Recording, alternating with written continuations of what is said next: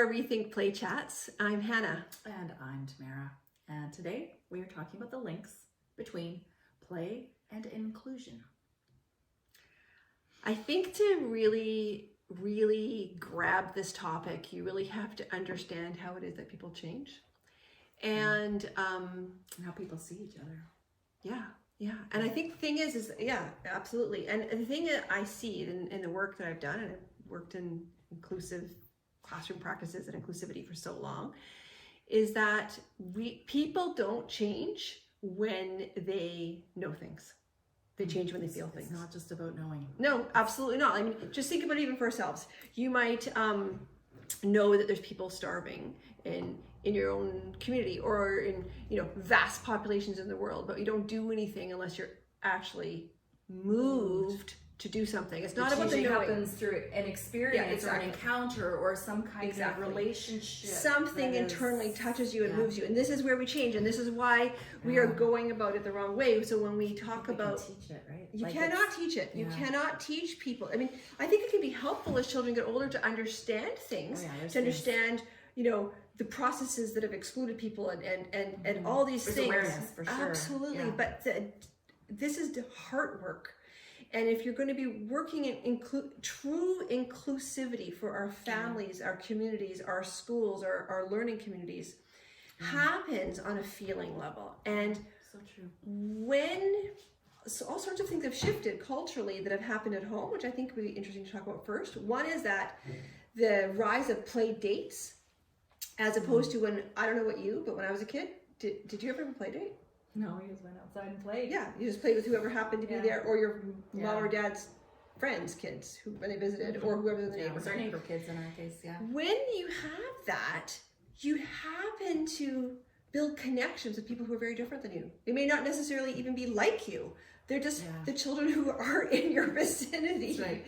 If they become part of your community. They become part of your community. That's right. And now most children don't have that. And I'm not saying there's obviously nothing wrong with play dates, but if all we have are exclusive play dates, you have like meeting like at all times. Even the same age, when we think that they have to be the same age, it's actually in those mixed ages where we have the most experiences with people who are in different stages, different places. Yeah. Such beautiful, that's a whole nother topic in itself, such beautiful things. Yeah, no, it's absolutely. And okay, so you know me, I'm the youngest of 9 kids, and we had a lot of foster brothers and sisters growing up. And my family fostered a little boy who had Down syndrome, who moved in when he was 3, and he lived with us his entire life until he died around 35. And I look at our deep connection through play and how... When I see now as an educator, like when I go, what that taught me as an educator, when I go into classrooms, I see classrooms that play together. When I say play, I don't necessarily mean like sports and toys. I mean, they dance together, they paint together, they create together. They sing together? Exactly. Yeah. The process of creating is actually different than the process of doing, because the process of creating means you're taking something from inside of you and you're taking it and you're making it visible. Right. Like when you're creating a piece of art together, or you're creating something together. Do you know what I mean? Yeah, so when you're doing that with others, there's this synergy of...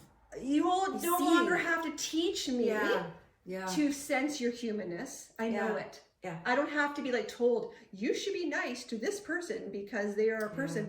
This takes our students and our children out of their heads and into a heart place. And it doesn't necessarily mean they become best friends. What it means is... It's an emotional place. They sense one another's humanness. And in order for truly inclusive societies, communities to exist, we need to be connecting on more human levels more often with others that are different than us. Yeah. So that we are sensing that we don't need to be the same to be connected, or to recognize and value their humanness. That's right. And their differences in their humanness. And appreciate the differences, not try to take the differences away, actually, but to celebrate the differences. Exactly. And many times we try to strip those away when actually they bring the... Yeah. They're the richness. The richness of the world. And this is why we want to... all of us, if we think about that with our children, we want our children to be inclusive. We want them to not just go to like kind, to understand the richness of the world. Then we need to be allowing them to play with others, which means Yeah, we, in as our homes and our communities and in our schools, we need to be playing Yeah. together, singing together, dancing together, reading stories about one another, sharing our stories. And this is an inside out process to inclusivity. This is not just here, but here. And not just in our classrooms, but our classrooms and our schools and within the wider community, and bringing, So we need to play together. And when I say play and you say play, when we say play, we mean anything that brings a movement from inside out. The word play can sometimes nature and the arts and because sometimes the word play feels so limited. Like we need to expand that word to the wholeness of a movement from in to out, and that is like all those things: art, nature. It's like a mode almost, and maybe we can elaborate on this in another chat. But it's like a mode that we're in. It's a play mode, whatever we're doing, versus a performance mode or an outcome mode or a and when we're in that mode, when we're in that mode, that play mode, as you put it, there is much more room for human connection. And if we are looking to grow these inclusive spaces, we need to be looking at how can we do so, recognizing that we are emotional beings and we are humans. We are humans. This is the way it works. That's it. Anyways, if you want to, if you want to watch any more of our chats, you can just head to rethinkplayproject.com and watch our other chats on many aspects of play. Take care. See you there.